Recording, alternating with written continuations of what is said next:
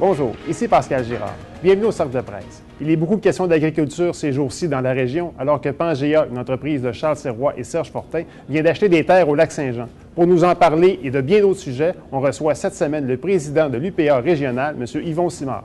Bon cercle.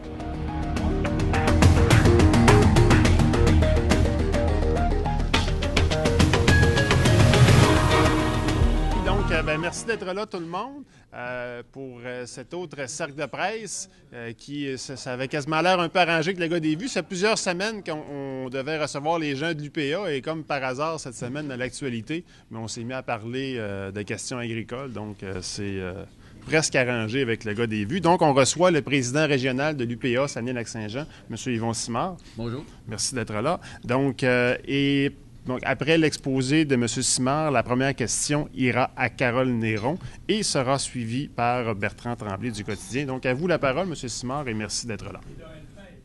Oui. Ça me fait plaisir d'être avec vous ce matin. Je vais commencer par vous faire un petit portrait de l'agriculture régionale avec certains enjeux, qu'est-ce que l'UPA aussi. Fait que, ensuite, on prendra des questions au fur et à mesure, selon votre intérêt.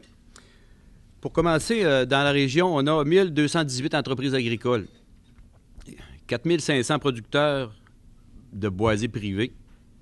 Les principales productions dans la région, on a le lait avec 340 entreprises laitières, le bovin avec 500, les cultures commerciales avec 408 entreprises. Puis dans la majorité des cas, une entreprise se trouve là dans plus d'une production.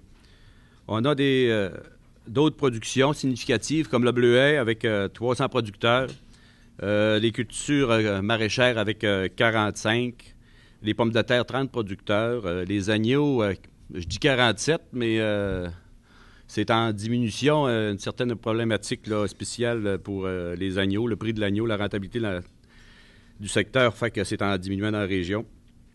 Là, on a un nombre restreint de producteurs de porc. Le porc, il reste juste une entreprise régionale qui est indépendante. Les autres, c'est de l'intégration. On a de la volaille, les œufs et un peu d'apiculture.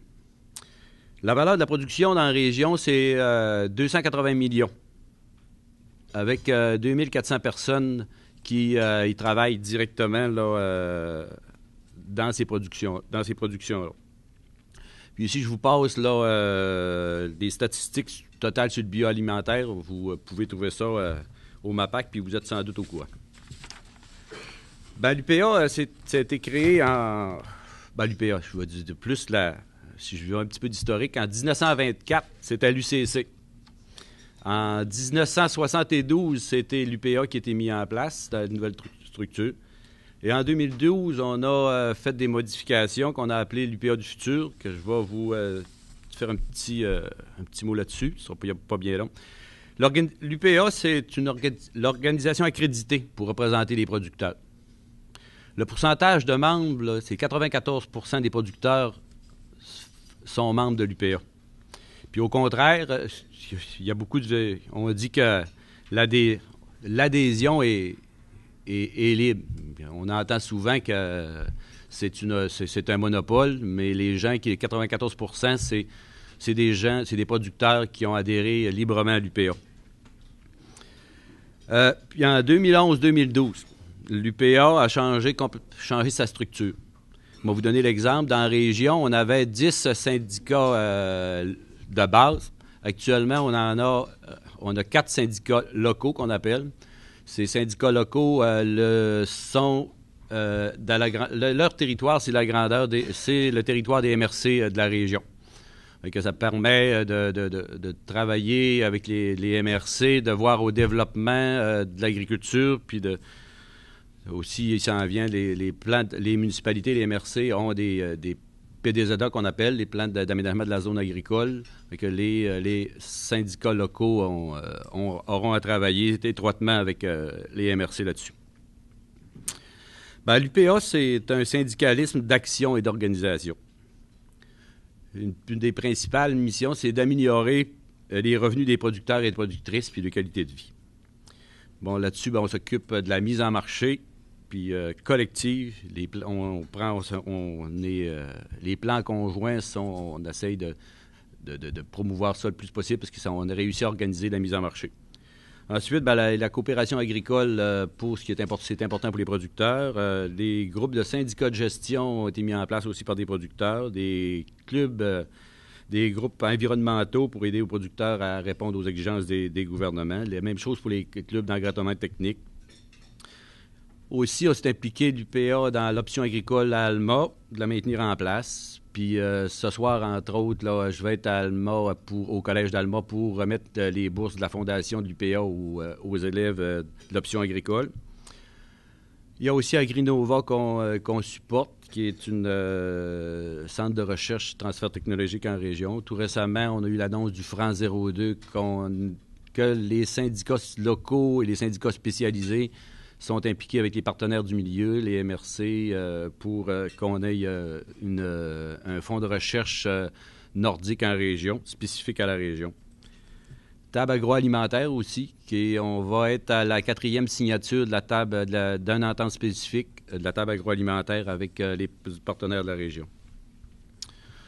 L'idéologie de l'UPA, c'est la ferme familiale.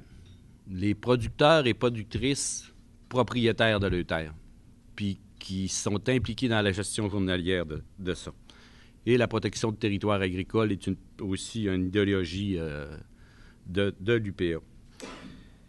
Puis le modèle familial, pour aider à le supporter, on travaille surtout au coût de production pour les producteurs.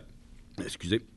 Ensuite, les programmes de sécurité de revenus, comme les assurances stabilisation, les assurances récoltes, parce qu'avec les aléas des climats, puis avec la région, même la région du haut du lac, à aller au Saguenay, mais souvent, on n'a pas la même température. Fait que faut s'assurer un revenu en cas de sinistre pour les entreprises agricoles. Le financement agricole, on travaille avec la financière pour que les producteurs aient du financement particulier pour lui répondre à des besoins. Puis, quand je disais tantôt, les protections des terres agricoles, c'est important. On a juste 2 % des terres agricoles cultivables au Québec. On est au Saguenay. On va vous donner l'exemple. On a les monts d'un côté, puis on a le parc des Laurentides de l'autre. Si on emplit ce trou-là de maisons, matin, ce que je vais faire de l'agriculture, c'est pas dans les montagnes. Tandis que des maisons, on peut en mettre un peu, on peut essayer d'aménager des terrains. C'est important de le sauvegarder. Les enjeux, principalement, le principal enjeu qui nous préoccupe de ce temps-ci, c'est on avait un gouvernement qui nous a promis une politique agricole pendant tout son mandat. Actuellement, au congrès de l'UPA 2012, le ministre de l'Agriculture et Mme Marois sont venus, qui nous ont annoncé qu'on allait avoir une politique agricole pour ce printemps. Il y a eu déjà une première rencontre avec des partenaires qui avaient été convoqués par le ministre. J'ai appris la semaine dernière qu'il va y avoir une deuxième rencontre là, qui va être dans les semaines qui viennent pour l'élaboration de cette politique agricole-là. Cette politique-là, c'est un enjeu majeur pour nous autres, pour l'organisation et pour les producteurs. Si je me réfère un petit peu, permettez-moi de me référer au congrès de l'UPA qu'il y a eu en décembre. On avait le thème de l'UPA, du congrès, c'était produire plus, produire meilleur puis produire mieux. Quand on dit produire plus, en 2050, on va être 9 millions d'humains sur Terre. Fait qu'il faut produire en conséquence. Il faut que l'agriculture s'adapte à produire plus. Puis tout ça, en le faisant des produits de plus en plus de qualité, avec la salubrité des aliments, qui soient irréprochables, et la traçabilité de la terre à la table. Actuellement, les producteurs, je parle de producteurs des bovillons, les agneaux, le porc, la traçabilité à la ferme est faite. Il reste à aller sur la table. Puis je pense que c'est important qu'on le fasse, que pour que les consommateurs soient capables d'identifier. C'est des produits du Québec, c'est des produits qui sont faits de telle façon, puis ils respectent l'environnement, puis ils sont faits de ça. Ils respectent toutes les conditions qui sont imposées pour qu'on ait des aliments sains. comparativement des fois des produits importés qu'on ne sait pas de quelle façon ça a été cultivé, de quels produits qu'ils ont utilisés. Fait que faut qu'il y ait la traçabilité. Aussi, quand je dis produire mieux, c'est protection de l'air, puis du sol et de l'eau, et aussi de la protection des terres agricoles. J'arrêterai là-dessus, M. Simon. Pour les autres questions, je sais que vous avez d'autres enjeux. Subtilement, vous me passerez votre feuille et je vous poserai des questions, ça ne paraîtra pas. On ne le dira pas. Merci beaucoup, parce qu'on va passer aux questions. De toute façon, la beauté du cercle de presse, c'est qu'on a le temps d'y revenir. Donc, j'avais déjà annoncé les 2 prochaines questions. Carole Néron, qui sera suivie par M. Bertrand Tremblay du Quotidien et d'AL13. Mais je pense pas qu'on parle d'aluminium ce matin, là. Mais on va y aller avec le Quotidien. Carole, ça se meurt un peu. Carole Néron. Avoir su que j'étais jumelé à Bertrand, j'aurais attendu un peu. Question de l'âge d'or. Monsieur Simard, la saveur du jour, c'est Charles Sirois et les terres agricoles. Oui. C'est difficile de passer à côté de ça. C'est quoi l'analyse que vous faites de tout ça après coup? À un moment donné, ça a commencé avec les Chinois qui voulaient acheter des terres agricoles. Ensuite, la Banque nationale est arrivée dans le décor. Et là, soudain, M. Sirois qui arrive et qui dit que, je pense, j'ai ça dans le quotidien ce matin, qu'il y avait eu une très bonne collaboration de l'UPA. Quelle analyse vous faites de tout ça? Et ensuite, les éoliennes. Actuellement, il y a un débat. Le débat est surtout... On va revenir, OK. On va se garder des volets. Excuse-moi, Bertrand. Oui, tes questions des ailes. Ça fait 1 an que je n'ai pas posé de questions. Pour ce qui est de l'achat de terre, écoutez, la Banque nationale, c'est un fonds, pour nous, ça ne correspond pas au modèle, puis à l'occupation du territoire aussi. Puis, M. Sirois, avec son associé, M. Fortin, on les a rencontrés. La Banque nationale, on avait des difficultés à le communiquer, il ne nous rappelait pas les appels. Actuellement, M. Fortin nous rappelle pour ce qui est de l'investissement avec M. Sirois. Bon, on lui a fait part de nos préoccupations. Nos préoccupations, c'était l'achat des produits en région. Pour l'achat en région, quand je dis ça, on va prendre un volume. Pour cultiver, il faut acheter les semences, acheter de l'engrais chimique. Puis tout ça. S'ils achètent à l'extérieur de la région, nos entreprises de distribution de la région vont perdre des volumes, puis ça peut affecter le tissu agricole de la région. On lui a fait part de ces préoccupations-là. Il nous a dit qu'il en tenait compte, puis en tout cas, actuellement, il a l'air à respecter sa parole là-dessus. On va laisser la chance au coureur. Pour ce qui est de la spéculation, on lui a demandé s'il allait racheter des terres. Parce qu'il nous a dit qu'il n'avait pas l'intention d'en racheter, à moins que les gens qui vont s'associer avec lui dans les producteurs, dans la location ou dans le partenariat qui propose, à moins que des producteurs veulent acheter la terre du voisin pour embarquer dans l'association. Bon, qu'est-ce que ça va être dans l'avenir? J'ai des bémols, mais en tout cas, on va laisser la chance au coureur, comme je disais tantôt. C'est pas le modèle que l'UPA préconise. C'est pas le modèle que les producteurs veulent. Puis c'est une agriculture, comme je disais tantôt, de propriétaires et de fermes familiales, puis qui occupent les rangs, puis qui occupent le territoire. Bon, est-ce qu'à long terme, ce modèle-là va donner ça? Je permettez-moi d'en douter, mais en tout cas, on verra. Parce que si je regarde les autres secteurs d'activité économique, plus on a regroupé, plus on a grossi les entreprises, moins on a notre mot à dire là-dessus. Comme région, puis comme que ce soit dans le secteur de l'aluminium, quand l'Alcan s'est vendu, là, il faut sortir du Canada pour être capable de parler un peu, là, dire d'aller au siège social. Je pense qu'il ne faut pas... l'agriculture, si on veut que ce soit une agriculture, une agriculture qui réponde aux besoins, puis une autosuffisance alimentaire des Québécois, je pense qu'il faut garder le contrôle de nos terres, puis il faut que ce soit des fermes familiales qui le fassent. Je ne sais pas si ça répond à votre question, là. Vous dites que vous avez rencontré M. Fortin, qui peut être le rempart contre de telles opérations? Est-ce que c'est le gouvernement? Bon, c'est des questions de libre-échange et tout. On ne peut pas empêcher les gens d'acheter les terres, mais vous avez fait part de vos préoccupations, M. Fortin, mais par la suite, lui, il part de son côté puis il peut bien faire ce qu'il veut. Comment on peut gérer ça?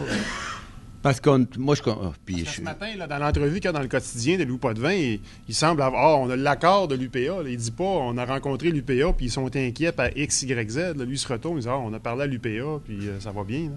Bien, ils ont parlé de l'UPA. Je lui ai fait part de nos préoccupations, puis un coup qui essaye d'y répondre, mais ça, je veux dire, le modèle, comme je disais, qu'on préconise, d'occupation du territoire, puis de ferme familiale, puis d'autosuffisance alimentaire, puis de circuits courts aussi pour les produits agroalimentaires et les enjeux.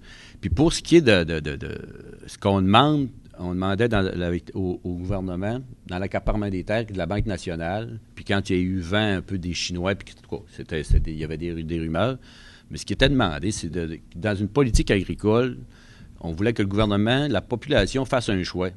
Est-ce que vous voulez que ça soit encore des produits... Est-ce que vous voulez que le Québec, puis les producteurs qui vivent au Québec, s'occupent encore de l'agriculture, puis qu'on soit autosuffisant dans nos denrées alimentaires? Parce que c'est un choix qu'on demande au gouvernement. Là, c'est dans la politique qui s'en vient. Bon, prenez des mesures. On ne sait pas... au congrès de l'UPA de décembre, il y avait eu l'étude de l'IREC pour aller vers je me trompe toujours de nom, je vais dire le nom français de la SAFER, puis au Québec, c'est SADAC, si je ne me trompe pas, si ma mémoire est bonne.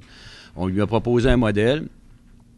Bon, ben, est-ce que le ministre a le choix? Pour la dernière fois que je lui en ai parlé, quand il est venu dans la région pour l'annonce du franc, bon, ben, il a dit qu'il avait consulté, puis qu'il en tenait compte. On espère que dans la politique agricole qui s'en vient, que ce soit la ferme familiale, l'occupation du territoire qui soit la priorité qui soit déposée. Ben, de quelle façon qu'il va s'y prendre, ben, je pense que la balle est dans son camp. Merci. Prochaine question, Bertrand Tremblay, le quotidien AL13, qui sera suivi par Laval-Gagnon. Oui, j'ai une observation en passant. Le maire de Saint-Félicien, Gilles Potvin, est en faveur de l'achat des terres agricoles par la Banque nationale. Je ne sais pas pourquoi, par exemple. Mais, en tout cas, ma question, c'est que c'est toujours une lutte. On semble... La question agricole chez nous, c'est toujours une lutte entre les urbains, je veux dire, principalement de la région métropolitaine, qui ont l'impression que leur panier d'épicerie leur coûte plus cher parce que l'UPA est là et crée une sorte de monopole. Est-ce que vraiment on paie nos denrées plus cher? Parce qu'eux, là, ils iraient chercher leurs denrées en Chine, ou en tout cas, c'est ce qu'ils font à l'heure actuelle. On envoie à Dolorama, par exemple, il y a des comptoirs remplis de produits en canne, c'est-à-dire en conserve, là, qui viennent de Chine. Ils viennent de Chine, on nous met même en garde contre certains produits. Mais est-ce que vraiment on paie nos denrées plus chères à cause d'un monopole de l'agriculture? Ben, l'UPA, c'est pas un monopole, première des choses. Puis, on ne paye pas plus cher nos denrées alimentaires. Quand je regarde, je vais juste citer l'exemple du secteur laitier. Le secteur laitier, c'est le secteur le plus organisé dans sa mise en marché. Les producteurs tirent un revenu équitable pour ce qu'ils font, la transformation puis la distribution. Puis, quand on regarde ce qui s'est passé dans des pays où ils ont enlevé les plans conjoints, le prix du lait, les produits laitiers se vendent aussi cher qu'ils se vendaient avant, sauf que les producteurs en ont beaucoup moins. La distribution pendant la transformation les marges ont augmenté, fait que le consommateur en paye le même prix. Puis ça, puis au Québec, il n'y a pas, dans l'UPA, puis les producteurs sont dans la mise en marché, les plans conjoints, c'est pas toutes les productions là, puis je pense à l'horticulture, puis tout ce qui vient des légumes, puis c'est libre marché, puis les producteurs essayent de se regrouper, puis de vendre aux chaînes pour avoir le juste prix. Mais on ne paye pas les denrées plus chères qu'ailleurs. Il n'y a pas d'étude qui dit le contraire, à moins de... En tout cas, pas des... Ce que je vous dis, les exemples du secteur laitier... les producteurs n'ont pas... comment je vous dirais? Les consommateurs ne payent pas plus cher, là, en moyenne, le panier d'épicerie. au Québec qu'ailleurs. Si vous allez, je ne me souviens pas des chiffres, mais quand on prend pays par pays, que ce soit les États-Unis ou ailleurs, quand on regarde le panier d'épicerie du Canada, des Québécois, il n'est pas plus cher en moyenne. Monsieur Simard, vous êtes dans quel secteur d'exploitation? Moi, je suis producteur laitier. Je fais des céréales. Puis, vu que j'ai du lait, un petit peu lavage de réforme du bœuf. Là. Et vous êtes situé dans quel secteur? Je suis main d'église à la Terrière. OK. Donc, vraiment... J'ai une ferme laitière. J'ai je dirais, 55 kilos au jour, mais pour ce qui est pour le monde, là, ça veut dire 60 vaches, avec tout ce qui est des animaux de remplacement, ça veut dire 118, 120 têtes en inventaire sur la ferme, avec 400 acres en culture. Puis est-ce que c'était à vos parents avant, ou est-ce que c'est vous qui avez acheté à un certain moment donné? C'est quoi l'histoire rapidement là, de votre exploitation? L'histoire, c'est que mon grand-père était à l'abbé, dans le chemin des Chutes, et il y avait 4 garçons. Il en a laissé 2 à l'abbé, puis il en a acheté une terre à la Terrière. Fait que mon père et mon oncle sont installés à la Terrière dans les années 58, si ma mémoire est bonne. Mon père et mon oncle en 1981. Avez-vous de la relève? De la relève, j'en avais, mais c'est une fille. Elle travaillait pour moi pendant 6 mois. Voulu aller voir qu'est-ce qui se passait dans une coopérative agricole à Normandin. Pas de problème, vas-y. Fait que c'était pour voir d'autres choses. Mais elle a connu un producteur agricole de Normandin. Fait qu'elle est à Normandin, puis j'ai 2 petites filles, puis... elle a 2 garçons puis une fille. Fait que je suis grand-père de 3 là. Puis l'autre de sa jumelle est à Saint-Honoré-de-Beauce, qui a étudié en horticulture.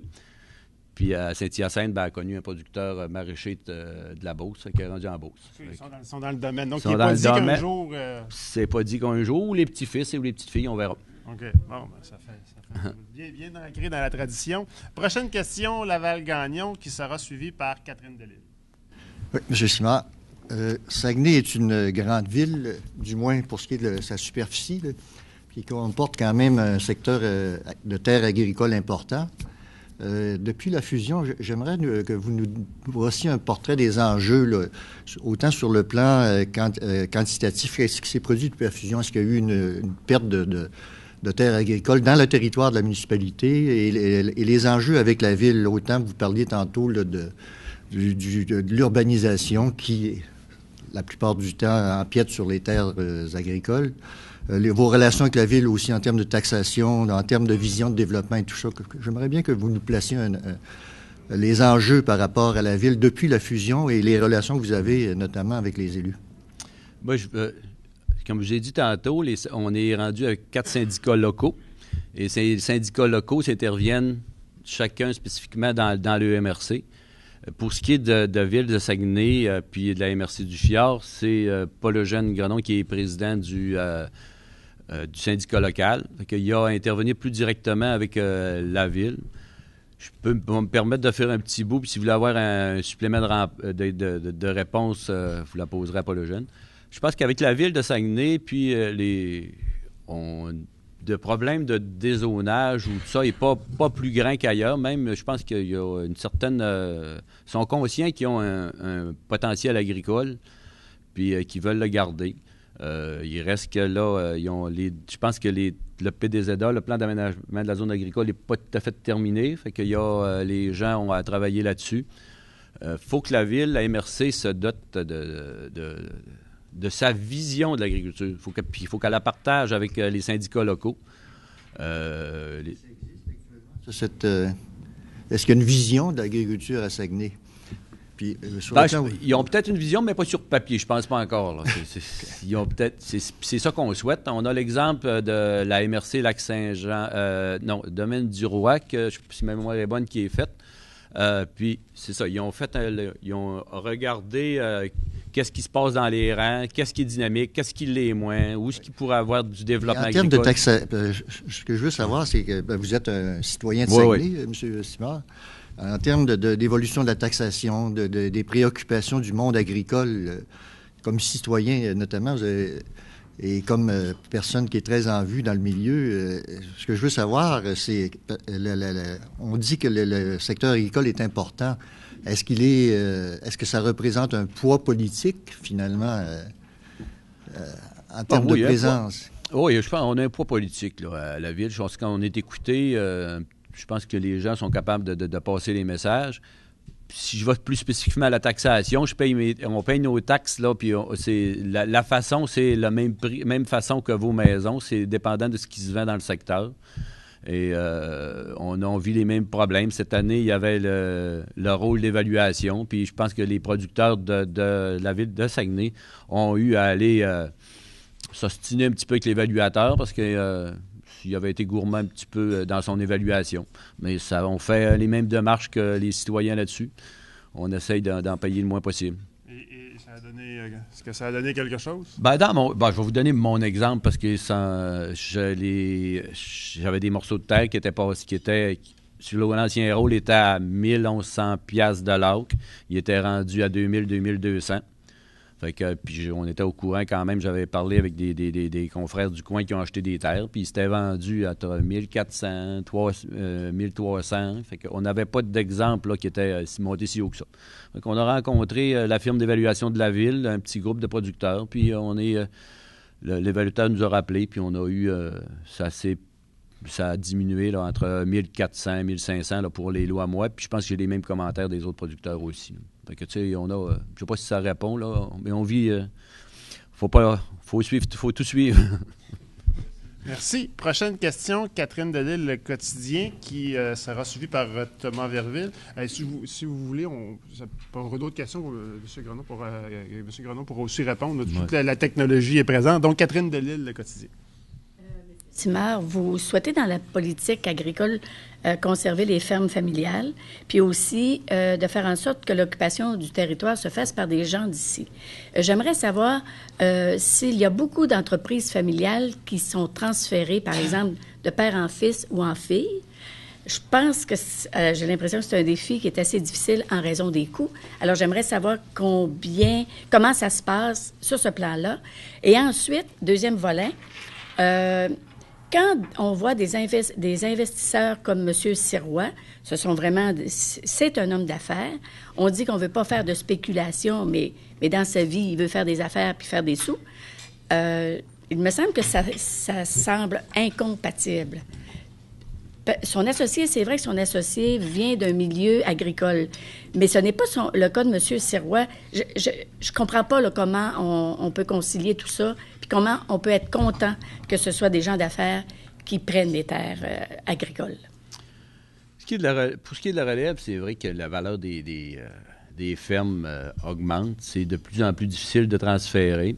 Il y a des transferts. Dans la région, j'étais à une activité de la relève. La relève est présente et dynamique dans la région, dans l'activité, beaucoup de jeunes. Puis ce qu'on demande aussi au gouvernement, c'est vu l'augmentation des terres, puis s'il fait le choix de supporter la ferme familiale, puis d'occupation du territoire, puis d'être propriétaire des terres, on veut qu'il en fasse un peu plus pour la relève, pour l'aider à s'établir. Des prêts? Par les prêts, puis par aussi des subventions à relève, puis bonifier la formation, parce que, si on veut, puis aussi par des moyens fiscaux aussi, peut-être au lieu de... Dans des moyens fiscaux, au lieu de... Actuellement, qu'on transfère ou si on transfère une ferme ou si on la démantèle, il n'y a pas d'avantage fiscal vraiment un dans l'autre. Bon, ben, est-ce que quelqu'un qui transfère une relève pourrait être avantagé fiscalement aussi? C'est continuer le patrimoine, bon, ben, c'est des moyens qu'on demande au ministre de regarder là, à long terme pour aider la relève. Dans la politique agricole. Bon, ça fait longtemps que c'est demandé. La relève, puis le ministre aussi, lors de sa visite au Congrès, puis a vraiment dit que dans sa politique, il tiendrait compte de la relève. Fait on verra bien là, qu'est-ce qu'il y en est quand il va la déposer.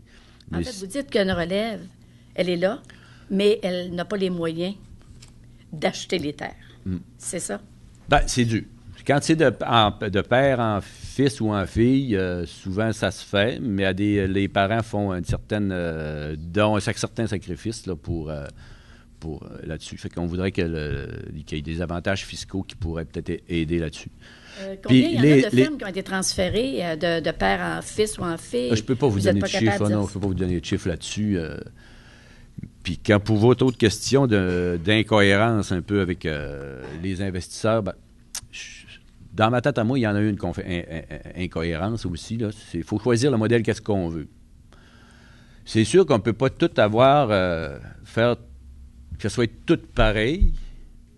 Puis on ne peut pas empêcher. Actuellement, on a dans le port, il y a un modèle, il y a de l'intégration. Dans les maraîchers, il y a une autre forme de partenariat avec des transformateurs. Là, on a un nouveau phénomène qui s'en vient là. Bon, est-ce que ces phénomènes-là, est-ce que c'est ça qu'on veut ou c'est la ferme familiale? Bon, on pose la question au ministre. Puis aux producteurs aussi, à l'automne, on va demander, quelle forme qu'on privilégie. Je ne suis pas très d'accord avec ça. Non, je suis pas... on a des réticences. C'est pas le modèle qu'on veut. On veut des fermes, des producteurs qui quand tu es propriétaire d'une terre, puis c'est de génération en génération, je peux vous garantir qu'il n'y a pas un producteur, puis il n'y a pas une relève qui ne veut pas sauvegarder ce patrimoine-là, puis qui ne travaillera pas pour que ta terre-là soit transférable. Mais quand on est locataire, puis qu'on fait juste passer, écoute, les entretiens ou les investissements, c'est pas... je vais vous donner un exemple simple. Vous êtes propriétaire d'une maison, vous êtes locataire. L'entretien puis le sentiment d'appartenance n'est pas le même. C'est la même chose au niveau agricole. Là. Merci. Prochaine question. Thomas Verville, Énergie et Rouge FM. Par la suite, sera suivi par Alex Fortin du Courrier du Saguenay. Thomas. En fait, ma question allait un peu dans le même sens concernant la relève. Vous dites qu'il y a une bonne relève. Est-ce qu'elle est assez importante pour les besoins qui vont être créés? Parce qu'on sait, avec le vieillissement de la population dans la région, c'est assez important.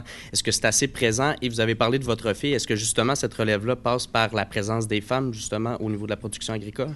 Oh oui, la présence passe par les femmes, ça. Et puis, je pense que de plus en plus, les fermes... qu'il y a de la place pour les femmes, puis s'ils sont intégrés. Dans la relève, on voit des filles, puis c'est tant mieux, là. Il y a eu un bond considérable au niveau de la participation des femmes dans les dernières années. Est-ce que vous avez constaté ça, du moins? Oui, je pourrais dire oui. Là, même tout récemment, au lac Saint-Jean, il y en a une qui a été soulignée pour sa relève. Son nom m'échappe, Marilyn Côté. Fait que, c'est dans son modèle d'affaires. Fait que mais il reste que faut pas parler de l'agriculture toujours en disant que ça va mal. Il faut parler d'agriculture des bons coups. Si on veut impliquer la relève, il faut parler des bons coups de l'agriculture, puis il faut que l'agriculture en région soit rentable aussi. Qu'est-ce qui se passe en forêt où personne ne s'inscrit dans les programmes de foresterie parce que tout ce qu'il y a dans les journaux, c'est des mauvaises nouvelles, des coupes de poste. Donc, les programmes à Saint-Félicien, il faut être obligé d'annoncer parce qu'ils n'ont pas d'inscription. À l'Université Laval, c'est la même chose. Il faut la valoriser. Il faut dire, en agriculture, je pense qu'il faut être capable de donner des salaires qui sont adéquats. Il faut viser ça. Il faut viser aussi être capable de prendre des vacances puis être capable de se faire remplacer. Il faut que ça soit intéressant pour les jeunes. Là. On n'aura plus de jeunes là, qui vont travailler, on va dire un chiffre en l'air, 100 heures par semaine, puis le nez à terre, puis tout écœuré. C'est pas vrai. C'est du monde qui sont de plus en plus formés. Puis on veut que la relève soit formée. Donc, il faut promouvoir une agriculture dynamique puis intéressante pour les jeunes. Parler de l'image de l'agriculture. Je ne sais pas si vous avez regardé L'amour est dans le pré, une émission quand même très populaire à la télévision où, vous devez connaître le principe, les agriculteurs travaillent tellement fort qu'ils n'ont pas le temps de se trouver de compagne. Vous pensez quoi de l'image qu'on voit de l'agriculture? Je pense que c'est une émission qui est quand même assez populaire. Il y a deux choses là. Votre fille, ça a fait, là. Bon, moi, je le prends à deux volets. Pour ce qui est de l'image, qu'est-ce qui se fait sur l'agriculture, de l'émission, de dire, vous avez vu, parce que je ne l'ai pas écouté plus souvent qu'il faut, à peu près deux, trois fois. Je ne sais pas. Mais Quand on regarde les images des entreprises, qu'est-ce qui peut se faire? Bon, c'est bon pour les citadins, puis pour le citoyen de voir ces entreprises-là, puis qu'est-ce qui se fait, puis qu'est-ce qu'on vit.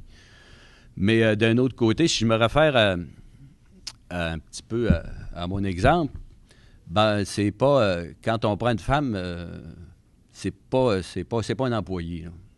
Si elle veut s'impliquer dans d'autres choses, elle peut s'impliquer dans d'autres choses. C'est pas une obligation qu'elle soit impliquée dans l'agriculture. Fait que je pense qu'il faut que les jeunes aussi de la relève fassent la différence aussi. Bon ben, moi je suis producteur, tu peux faire d'autres choses. Puis je pense mais il faut que la femme soit consciente qu'il y a des contraintes d'être producteur. Mais c'est un jeu, il faut que les jeunes fassent aussi là-dessus. Là. Je pense qu'on a le modèle souvent les jeunes ont le modèle que le maire est impliqué, puis toute la famille est impliquée. Mais c'est pas, je pense que c'est pas tout le modèle qui est là non plus. Là. Faut réélargir un petit peu. Merci. Prochaine question. Alex Fortin, le courrier du Saguenay, qui sera suivi par Roger Boivin. Donc, on parle de la relève depuis tantôt, qu'il faut peut-être adapter un peu le travail pour que ce soit plus intéressant. Mais comment arriver à ce but-là? Parce qu'on s'entend que c'est quand même un travail de longue haleine, c'est un travail qui se fait à l'année. Comment adapter ça pour que ça ressemble un peu à un emploi normal, si on peut dire? Bien, il y a question de rentabilité aussi. Plus les fermes vont être rentables, plus les fermes vont... qu'on aura... Tu sais, faut... Le rapport de force entre ce que vous payez au magasin et ce que le producteur reçoit, il faut l'améliorer. Il faut que toute la chaîne en tire profit. Faut pas, on entend des fois, quand on entend des annonces, tel prix pour un produit, un aliment qui est bon, ben, il faut se questionner c'est quoi la part du producteur. Là. Fait qu'il faut travailler pour que le producteur ait une part raisonnable là-dessus. Parce que je pense pas que on regarde... Je vais vous donner un exemple que je dis de temps en temps à quelques-uns. Quand on regarde la distribution, les magasins, que ce soit Loblaw, que ce soit Maxi, toutes les chaînes de magasins, quand je regarde le secteur de Chicoutimi, des magasins, là, ils s'en est construit. Puis après 5-6 ans, ben, ils font toutes des rénovations, ben, ils déménagent. Ben, une entreprise, pour faire ça, il faut faire de l'argent. Ben, une entreprise agricole, une étable où... regardez dans les rangs, là, avec les producteurs et les moyens de changer de forme de structure, comment ça prend de temps. Bon, c'est assez long. Bien souvent, c'est d'une génération à l'autre, on ne réussit pas à changer tout à fait le modèle de l'entreprise. Fait que je pense qu'il faut que chacun ait sa juste part de la chaîne de la distribution. Vous parlez de la distribution. Parce qu'on va à l'épicerie, pour ce qui est du lait, c'est pas dur d'avoir du lait produit localement. Pour les autres produits, même l'été, lorsqu'on va à l'épicerie, cherchez-les, les fèves de Saguenay, puis ça, est-ce qu'on a l'impression que c'est un débat qu'on en parlait il y a 10 ans, il y a 20 ans, il y a 30 ans, puis on a l'impression qu'on n'avance absolument pas là-dedans. Quand même, on trouve des fraises de la Californie puis de l'Ontario dans les épiceries, puis il faut aller dans le stationnement du poste d'essence à côté pour acheter des fraises locales. Ça, on a l'impression qu'on n'avance pas, qu'on tourne en rond depuis 30 ans au Québec. Bien, je vous disais tantôt de traçabilité. Traçabilité, ça veut dire identification des aliments. Ce qu'on demande aussi au gouvernement, c'est que ça soit identifié, les aliments. D'où ils viennent, c'est pas juste d'écrire la valeur alimentaire d'un produit sur une étiquette. Il faut marquer d'où ça vient. Puis je pense que là-dessus, c'est important dans une politique agricole. Le ministre aura beau mettre de l'argent pour faire de la promotion, que les consommateurs achètent local. Bien, acheter local, si c'est mal identifié ou si c'est pas identifié ou si les chaînes ne veulent pas l'identifier. C'est disponible. Je veux dire, quand même que je voudrais acheter local, si je vais au Maxi ou au Loblaw l'été, je veux dire, des produits locaux, je vais peut-être par erreur en avoir une fois de temps en temps, mais il n'y en a pas. Ça, je pense qu'il faut le demander aussi. On a comme consommateur, il faut le demander qu'est-ce qu'on veut aux chaînes de magasins. Puis au lieu d'acheter... puis de tout faire monter à Montréal, puis d'aller puis renvoyer ça en région, à peu près n'importe quel produit. Souvent, on peut avoir une carotte qui a été produite au Saguenay, qui a été envoyée à Montréal, puis elle va être shippée dans le coin de Rimouski pour être allée au magasin. Bien, elle aurait pu rester au Saguenay, être identifiée Saguenay, puis être vendue au Saguenay. Là. Mais actuellement, il n'y a pas de... faut travailler là-dessus. Ça évolue pas, ce dossier-là. Non, ben c'est ça. Je pense que le consommateur, première des choses, il faut demander des produits locaux, puis ça prend une politique d'identification des produits locaux. pense là-dessus, c'est demandé depuis longtemps. Les producteurs ont fait un bout aussi dans certains secteurs d'identifier puis de la traçabilité dans le bœuf. À l'exemple du bœuf, là, le producteur, nos animaux sont tous identifiés, ça va à l'abattoir, c'est identifié jusqu'à l'abattoir. Puis essayer de me trouver un paquet de steak ou un paquet de choses qui est marqué, qui est du Québec, qui est produit, impossible. C'est tout mélangé, bien souvent. Ils vont acheter une partie de bœuf, ils vont faire du steak haché. Avec ça, ils vont en mêler d'à peu près de n'importe quel pays ou d'autres pour vous vendre du Mimeg. On a un problème là-dessus, puis il faut qu'il y ait une volonté. C'est pas juste les producteurs qui peuvent le faire, puis pas juste les consommateurs non plus. C'est un mélange des demandes de consommateurs, des producteurs qui travaillent là-dessus, puis une volonté politique. Le consommateur, lui, ce qu'il veut payer, c'est moins cher, puis ça finit là. Mais on en a qui demandent des produits locaux, là. Puis on en a qui ont une volonté. Puis aussi, je pense qu'il y a moyen d'avoir des produits locaux sans qu'ils soient plus chers. On a aussi un phénomène que la distribution, parce que c'est des produits locaux, c'est des produits fins, comme les fromages ou quelque chose, les pourcentages de gains sont plus grands dans ça. Ils s'en prennent plus. Bon, ben, ils sont-ils obligés, là? Sont-ils obligés de vendre, parce que le consommateur en demande, sont-ils obligés d'augmenter leurs marges, puis de vendre la canne de jus de tomate à perte pour attirer le consommateur? T'sais, je pense qu'il y a un équilibre à faire. Quand je disais tantôt qu'il faut que chacun dans la chaîne prenne sa part dans la filière, bon, ben, ça en fait partie, là. C'est interrelié, tout ça, là. Merci. Prochaine question, Roger Boivin, Groupe Performance Stratégique, et par la suite, Jean-Michel Turbide d'ATM. Roger. Vous me permettrez un petit commentaire, c'est qu'on est la seule région à avoir notre label Saguenay-Lac-Saint-Jean de la Société des fabricants régionaux et de la table agroalimentaire. On est quand même assez fiers d'avoir ça. Puis pour être au CA de la table de la Société des fabricants régionaux, les magasins d'alimentation nous le disent que c'est très apprécié. Les gens choisissent ces produits-là. Pas toujours à 100%, mais quand même. Alors, c'est un aparté. Mais ma question était plutôt sur notre amie la financière agricole qui, suite à la crise de la vache folle, entre autres, et l'effondrement des prix de la vache de réforme, a été obligée de payer, de doubler, quadrupler les montants qu'elle payait. Elle a vécu des déficits monstrueux. Elle a coupé les programmes. En tout cas, ça a été l'objet d'une crise très importante au niveau du soutien agricole. Où est-ce qu'on en est maintenant? Il y a eu un changement, je pense, au niveau de la présidence. Est-ce qu'il y a une nouvelle orientation? Le gouvernement a remis 1 ou 2 milliards, je pense, dans la financière pour la recapitaliser. Est-ce que c'est stabilisé, cet élément-là? Parce que c'est très important pour le financement. Écoute, il y avait... quand à la création des financières, il y avait eu un budget qui avait été établi pour X années.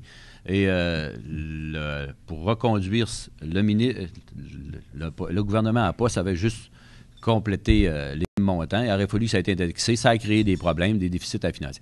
Actuellement, ça a été réglé. Les budgets ont été changés. Aussi, la présidence à la financière a été changée. Le gouvernement a été changé. Tout ça fait que actuellement, il y a une volonté de normalisation. Il y avait eu des mesures de resserrement financier qui avaient été appliquées et qui a fait mal au porc dans la région et puis à l'agneau. Bon, ben ces mesures-là ont été enlevées, mais le mal était fait, mais en tout cas. Et il reste que ça va mieux. On peut dire ça, avec la financière, ça va beaucoup mieux. Ils sont en mode Ben, la mission, c'est de travailler au développement de l'agriculture, normalement. Bon, fait que je pense qu'avec l'exercice qui a été fait à Caperne, bon, je pense que la volonté est là maintenant. Et l'agneau? Vous disiez que ça va mal dans la région? Ben, l'agneau dans la région, puis au Québec aussi, il y a des surplus d'agneaux qui nous viennent de l'extérieur, puis à bas prix. Je parlais au président Langis Croft tout récemment. Puis bon, ben, il y a de l'agneau de l'Angleterre. L'Angleterre sont en surplus. Il y a de l'agneau qui rentre au Québec. Fait que ça aide pas aux producteurs, là. Pour les autres pays, c'est du dumping. Fait que, puis les producteurs essayent d'avoir le coût de production. Est-ce que l'UPA a des échos des négociations de libre-échange avec l'Europe? Pas vraiment. Je veux dire, on est avec l'Europe, on a des gens qui suivent, on a des gens qui font des pressions, mais je veux dire, au pointu journalier, là, on n'a pas l'information. C'est ce qui est déploré, là. On va s'arriver avec le fait accompli. remarquez qu'on a toujours là, le premier ministre, puis des ministres aussi des provinces qui tiennent à notre autosuffisance alimentaire, aussi au programme là, de gestion de l'offre. Fait que jusqu'à maintenant, là, ça va pour ça. Merci. Prochaine question. Donc, j'avais annoncé Jean-Michel Turbide d'ATM. Par la suite, débutera le second tour avec Carole Néron.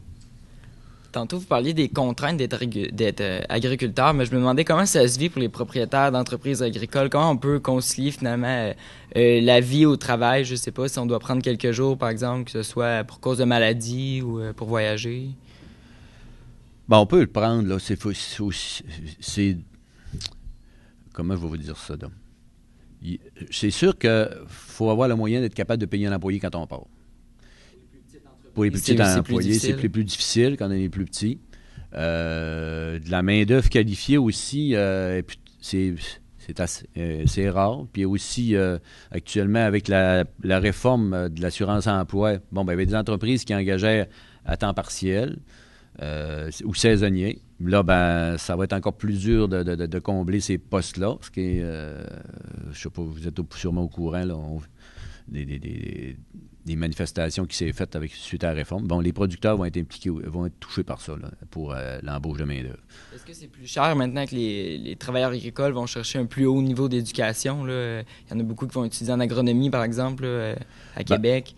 Ça coûte plus cher. Ouais, les producteurs, les productrices, la relève sont de plus en plus formés. Ça là-dessus, fait que ils auront, ça va aider à la gestion des entreprises, à être capable, je pense, ces jeunes-là, ils veulent avoir des loisirs, ils veulent avoir une vie familiale là, qui sont capables de prendre des vacances puis des voyages. C'est sûr que le matin que tu es malade puis que tu es tout seul, ben, les vaches, il faut que tu y ailles les traire, les agneaux, il faut que tu y ailles les soigner. Ça, tu peux penser, le matin, il faut que tu y ailles. Tu peux penser à te faire remplacer pour le soir, tu aurais réussi peut-être à te trouver quelqu'un, mais le matin, même si tu es... excusez, là, mais je ne le dirai pas. Donc, prochaine question, Carole Néron, qui sera suivie par Bertrand Tremblay. Je reviens avec mes éoliennes. On a l'impression que c'est les éoliennes sur les terres agricoles. Le dernier débat, je pense, si je ne me trompe pas, c'est à Saint-Gédéon qu'on a entendu parler. On a l'impression que ça concerne surtout le lac Saint-Jean. Au Saguenay, on en entend moins parler. Est-ce que vous pouvez faire le point là-dessus?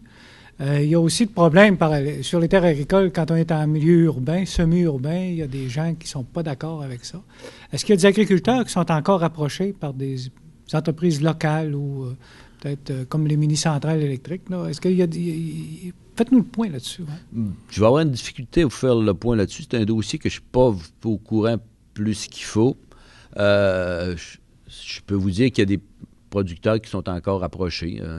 J'étais à une réunion la semaine passée, puis il y a un producteur qui me disait, bon, il y a du lac Saint-Jean. Du lac Saint-Jean, il dit, bon, ben là, il y a des modifications, puis ils veulent l'installer chez nous. Donc, il y a ça brasse encore. C'est Valeo. Valeo sont au lac Saint-Jean, là, un groupe sont encore... Saint-Gédéon. C'est à Saint-Gédéon. Que ça bouge encore, il y a des possibilités. Là. Je sais qu'ils sont. Mais je ne peux pas vous faire le point là-dessus. Je ne suis pas vraiment au courant. Au Saguenay, Paul, là, je pense qu'on n'a pas il n'y a pas de demande spécifique là, puis, là-dessus. Il y a raison pour ça. Parce que pourquoi surtout le lac Saint-Jean et moins le Saguenay? Bon, il y a peut-être le fait du vent. Je ne sais pas trop. Là. Je ne peux pas vous donner vraiment de réponse, là, mais... Ils vendent plus au lac qu'au Saguenay. Oui, peut-être, là. J'y pense, là, mais j'ai pas la réponse. Du Saguenay, vous n'en avez pas eu vent. Alors, on n'a pas eu vent, non. Bah. Prochaine question. Bertrand Tremblay, Le Quotidien, qui sera suivi par Catherine Delisle, Le Quotidien. Alors, M. Fortin, vous, si je comprends bien, vous préférez des investisseurs... M. Fortin, c'était avant, moi. Excusez, monsieur, pas de... M. Simard, excusez, M. Simard. Vous préférez des investisseurs qui ont des moyens de production, c'est-à-dire qui font de la production, que des financiers qui, généralement, s'enrichissent avec la spéculation. Est-ce que Est-ce qu'il y a eu récemment là, de la production, des nouvelles productions dans la région avec des entreprises, par exemple, qui sont venues s'établir en région, comme on a vu à l'époque de Marcel Dionne, par exemple, qui avait, à vrai dire, lancé une grande opération pour la production de la pomme de terre, puis je pense que c'est un succès. Non, on n'a pas, Paul, pas vraiment la canneberge était là, tu ne fais pas déjà là. Le bleuet, ben écoute, c'est notre histoire. Là. Non, il n'y a pas de... si je me réfère un peu à ce que le nouveau groupe, M. Sirois et Fortin, veulent mettre en place, c'est des productions qui se font dans la région. On a beau parler de réchauffement de la planète, là, mais ce printemps, ça a pris du temps à réchauffer. Fait que du maïs dans la région, ils n'en feront pas. Il n'y a pas de nouvelle culture là, dans la région, à grande échelle en tout cas. Il y a peut-être des... Mais est-ce qu'il manque à ce moment-là un peu de recherche dans l'agriculture régionale? Pourquoi l'université ne s'est pas encore impliquée dans la recherche, sauf dans la bleuet? Tantôt, j'ai parlé du franc 02. Le franc, c'est les producteurs, autant les syndicats spécialisés que les syndicats locaux, avec des organisations de la région, les MRC, les CLD, pour faire de la recherche d'agriculture nordique, spécifiquement pour la région, pour essayer de trouver des cultivars, mettons, dans les céréales, ou d'autres façons de faire. Là, on a une spécificité dans la région. On ne peut pas tout le temps dire il fait fret, on est capable de rien faire. Mais notre spécificité nordique, est-ce qu'on est capable d'en tirer avantage? Fait que c'est ça qu'on va essayer avec ce fonds-là, de voir si on peut pas avancer dans la région dans ça. L'université, c'est vrai qu'il n'y avait pas de recherche à l'université, puis l'université dans l'agriculture n'était pas impliquée. Il y a un projet dans le franc, il y a eu une personne d'engager, un chercheur. L'objectif de l'université, c'est dans 2 ans de l'avoir là, dans ses murs. Actuellement, on est en train de regarder avec les intervenants du milieu université pour les 2 premières années pour financer ça conjointement, ce chercheur-là. Mais on espère que l'université va s'impliquer à long terme. C'est vrai que si l'université avait été impliquée depuis longtemps, peut-être qu'on serait plus avancé dans la recherche en agriculture, mais j'ai pas la réponse là-dessus. Mais par contre, on a à Normandin, on avait... le centre de recherche à Normandin qui a travaillé depuis longue date là-dessus.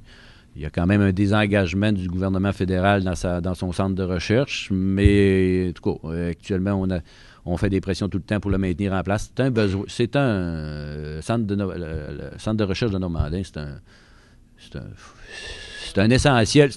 C'est un essentiel, il faut le garder, la structure en région. Est-ce que c'est vrai qu'on fait de la recherche, mais c'est pour des productions ailleurs au pays, à l'étendue du pays, mais pas spécifiquement pour la région? Mais il s'en est fait pour la région. Quand on regarde, je pense au canola, là, tout ce qui est de façon de cultiver le canola dans la région, si on recule de 10-15 ans, du canola, il n'y en avait pas dans la région, là, à peu près pas. Là, la culture, avec Normandin, la culture de canola, la façon de faire s'est améliorée dans la production. Et aussi, dans la région, on a eu une problématique aussi d'ergot dans l'eau.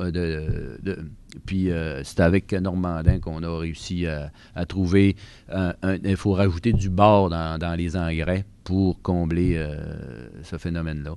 Donc ça a été du plus, mais il faut continuer. Puis faut pas. Je pense que quand on regarde un peu le canola, la recherche dans l'eau, les toxines, c'est important de garder ce centre de recherche-là de Normandin. Puis en plus d'impliquer l'université dans ça, je pense que c'est un plus. Il faut travailler là-dessus. Merci. Il nous reste 4 minutes, 2 questions, donc ça fait pas mal 2 minutes par question.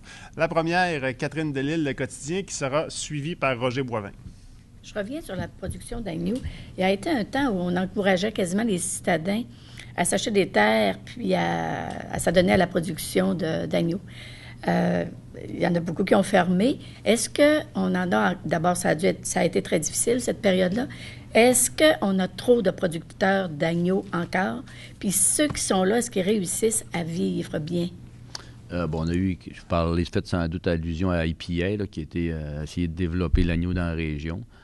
Il y en a plusieurs qui ont, je dirais, une bonne partie de ces producteurs-là qui sont partis. C'est toujours la mise en marché, puis la demande. On n'a pas, comme Québécois, on n'a pas La consommation de l'agneau, on en a très peu qui en consomment. Fait que on a des gens des ethnies qui sont au Québec qui en consomment plus. Mais quand je dis trop aussi, on produit pas ce qui est consommé au Québec et pas c'est la production du Saguenay-Lac-Saint-Jean et du Québec n'est pas autosuffisante. On produit pas encore ce qui est consommé. Il y aurait mais s'il reste qu'il rentre comme je disais tantôt, du dumping, de l'agneau de Nouvelle-Zélande congelé, de l'agneau frais de l'Angleterre, c'est tout ça là, qui fait que c'est ce qui nuit à nos producteurs. Est-ce qu'il n'y a pas trop de producteurs? Non. Pas, je dirais jamais qu'il y a trop de producteurs. J'en veux le plus possible, j'en veux des fermes familiales, je veux que les rangs soient pleins de familles puis de producteurs qui cultivent les rangs. J'en veux pas, je veux pas que ce soit quelqu'un qui reste à Saint-Hyacinthe qui vienne cultiver les terres du Saguenay-Lac-Saint-Jean. Je veux qu'on vive dans notre région, je veux que le producteur y aille manger au restaurant du coin puis qu'il aille acheter de l'épicerie dans sa municipalité, puis je veux qu'il aille faire le plein dans son rang. Dans sa municipalité. Pour terminer, il reste 2 minutes. Roger Boivin. Le programme des travailleurs internationaux là, de 300 000 personnes qui est remis en question, en tout cas qui est modifié par le fédéral, il sert beaucoup à l'agriculture au Canada. Est-ce que dans la région, nous, on a des Guatémaltèques, des Mexicains qui viennent faire des récoltes? Est-ce que c'est un phénomène présent, majeur? Est-ce que les réformes qui sont proposées vont nuire à notre agriculture? C'est un phénomène qui est en croissance dans la région. On a 15 ou 18 entreprises agricoles actuellement dans la région qui utilisent des travailleurs étrangers. Fait que, on a Serre-Sagami, on a, d'actifs d'exemple aussi, maraîcher au Lac-Saint-Jean, son nom m'échappe. T'en rappelles-tu? Hein? Grandmont, en tout cas, je ne me souviens plus du nom. On a en tout cas 15 à 18 entreprises qui l'utilisent. Les changements du fédéral, on craignait beaucoup. Hier ou avant-hier, le ministre a annoncé des modifications, puis que le secteur agricole n'était pas touché là-dessus parce qu'il reconnaissait que le secteur agricole avait une particularité là, de main-d'œuvre. Et puis les Québécois, quand nos entreprises agricoles affichent les demandes de travail, les Québécois sont pas là. Travailler au gros soleil puis dans des serres, ils aiment moins ça. Fait que... Merci beaucoup, M. Simard. Merci à tout le monde d'avoir été là. La semaine prochaine, on reçoit le maire de Saguenay, M. Jean Tremblay. Merci et à la semaine prochaine.